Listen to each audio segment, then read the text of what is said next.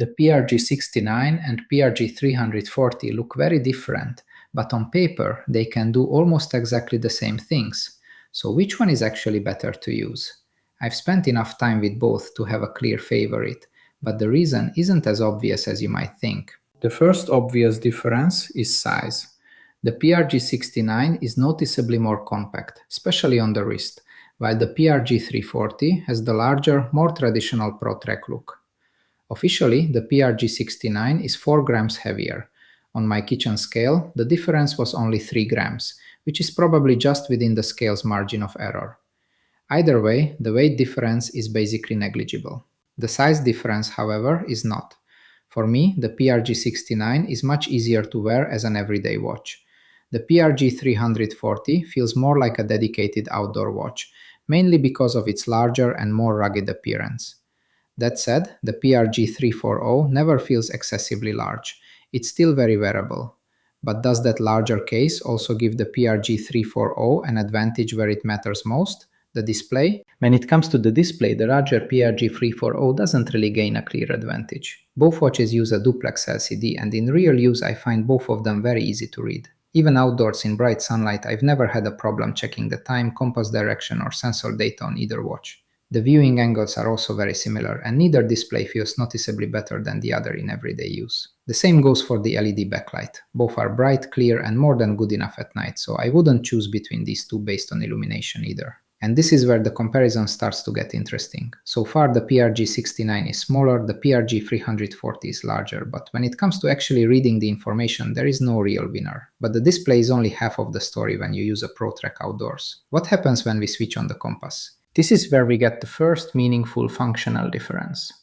Both compasses react equally quickly, both measure continuously for 60 seconds, and both have bearing memory, a feature I actually use quite regularly.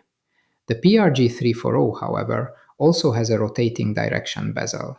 In theory, that gives you an extra way to keep a visual reference to a direction without using the electronic bearing memory. But in my own use, I almost never use the bezel for navigation. Bearing memory is faster, more precise, and already built into both watches, so the rotating bezel is definitely a useful extra on the PRG-340, but for me it's not a decisive advantage.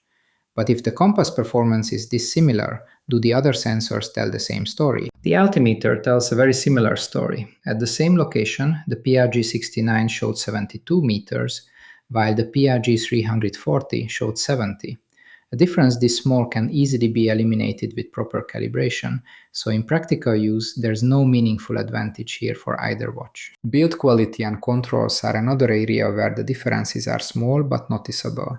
On the PRG-69, the left side adjust and mode buttons are textured, which gives you a little more grip, especially with gloves. On the PRG-340, the ABC sensor buttons on the right are textured, but the bigger advantage is that its buttons stick out more, so I find them easier to press.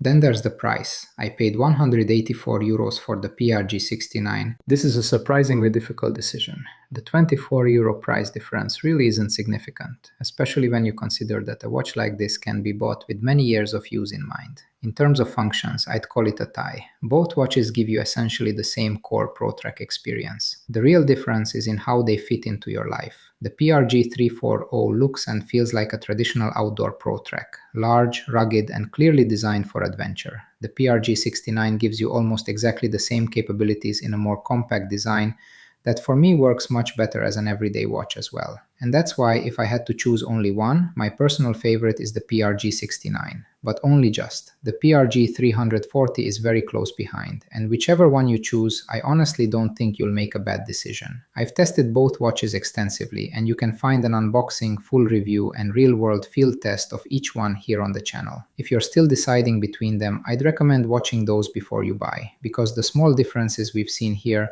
may be exactly what decides which one is right for you.